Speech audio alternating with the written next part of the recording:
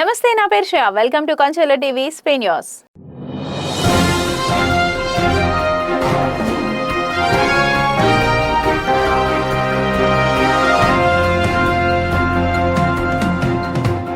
అనంతపురం జిల్లా దేవాదాయ శాఖ కార్యాలయంలో అవినీతి నిరోధక శాఖ అధికారులు ఆకస్మికంగా సోదాలు నిర్వహించారు. ఈ తనిఖీల్లో దేవాదాయ శాఖ అసిస్టెంట్ కమిషనర్ మల్లికార్జున ప్రసాద్ 25,000 లంచం తీసుకుంటూ అధికారులకు రెడ్ హ్యాండెడ్ గా చిక్కారు.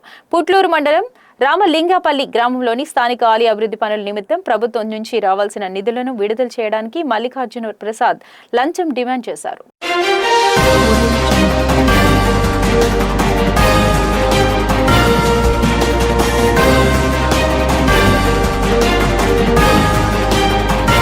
డాక్టర్ బిఆర్ అంబేద్కర్ కోనసీమ జిల్లా ముమ్మిడివరం తొలి ఏకాదశి పర్వదినం శనివారంతో కలిసి రావడంతో ముమ్మిడివరంలో వైష్ణవ క్షేత్రాలు భక్తులతో కిటకిటలాడాయి.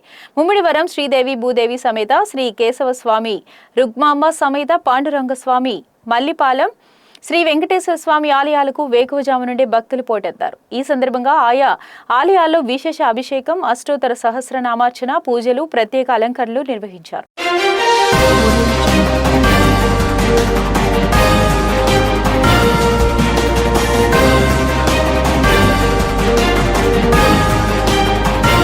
డాక్టర్ బిఆర్ అంబేద్కర్ కోనసీమ జిల్లా ముమ్మిడివరం ప్రభుత్వ ఆసుపత్రి ఆవరణలో ఎటువంటి అనుమతులు లేకుండా జేసీబీతో మొక్కలు తొలగించడం, ప్రశ్నించిన అభివృద్ధి కమిటీ సభ్యులను దుర్భషలాడారంటూ అందిన ఫిర్యాదు మేరకు కాట్రేని కోన మండలానికి చెందిన చీకురుమెల్లి రవికుమార్పై కేసు నమోదు చేసి అరెస్ట్ చేసినట్లు ముమ్మిడివరం ఎస్ఐ శివకృష్ణ తెలిపారు.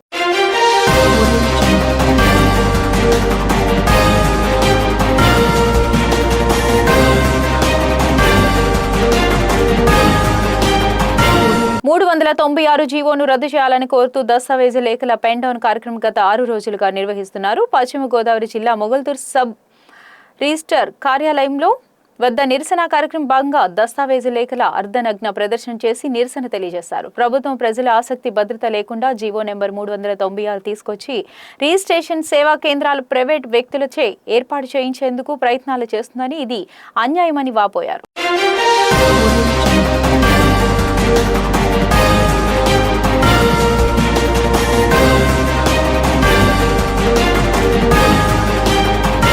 శ్రీ సత్యసాయి జిల్లా పుట్టపర్తి ప్రశాంతి నిలయంలో ఆషాఢ ఏకాదశి వేడుకలు వైభవంగా ప్రారంభమయ్యాయి. ఏకాదశి వేడుకలను పురస్కరించుకుని ప్రత్యేక విద్యుత్ దీపాలతో ప్రశాంతి నిలయం ముస్తాబైంది.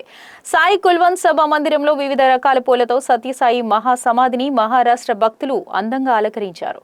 వేడుకల్లో పాల్గొనేందుకు భారీగా తరలివచ్చిన మహారాష్ట్ర, గోవా భక్తులతో పాటు స్వదేశీ, విదేశీ భక్తులు ఈ సందర్భంగా మహారాష్ట్ర సాంప్రదాయ శంఖం వాయిద్యంతో వేడుకలను ప్రారంభించారు.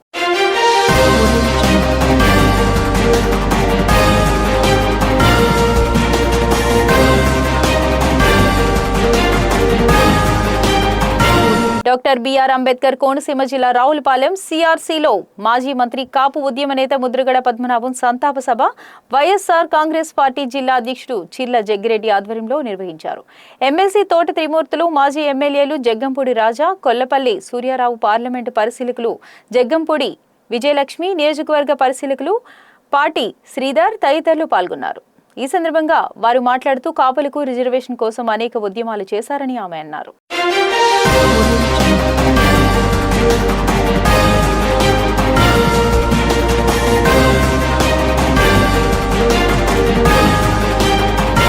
విద్యార్థులు, నిరుద్యోగ యువత ఎదుర్కొంటున్న సమస్యల పరిష్కారమే ధ్యేయంగా అనంతపురం రాప్తాడు నియోజకవర్గ సమన్వయకర్త, మాజీ MLA Topudurthi Prakash Reddy tea time with students కార్యక్రమాన్ని నిర్వహించారు. ఈ సందర్భంగా ప్రకాష్ రెడ్డి మాట్లాడుతూ సత్యసాయి జిల్లా కేంద్రంగా ఈ నెల 28వ తేదీన చేపడుతున్న భారీ నిరసన కార్యక్రమంలో విద్యార్థులు, యువత పెద్ద ఎత్తున పాల్గొనాలని పిలుపునిచ్చారు.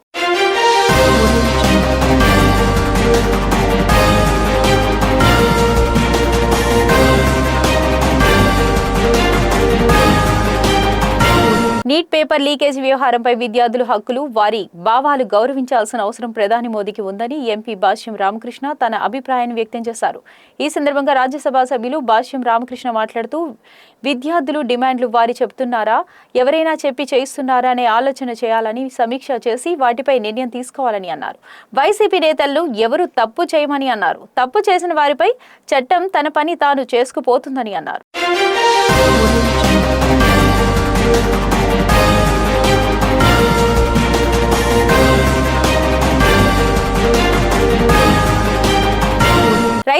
ఉంటేనే రాష్ట్రం బాగుంటుందని హార్టికల్చర్ రైతులు అభివృద్ధి ధ్యేయంగా ప్రభుత్వం పనిచేస్తుందని సింగనమల ఎమ్మెల్యే బండారు శ్రావణి పేర్కొన్నారు.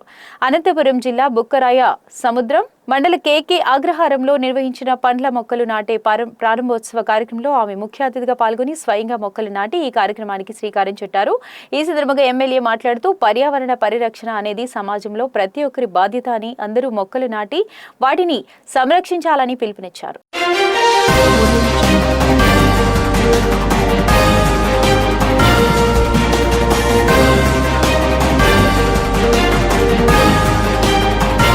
ఇవి స్పెయిన్ న్యూస్ అప్డేట్స్. మరిన్ని అప్డేట్స్ కోసం చూస్తూనే ఉండండి కాంచల టీవీ.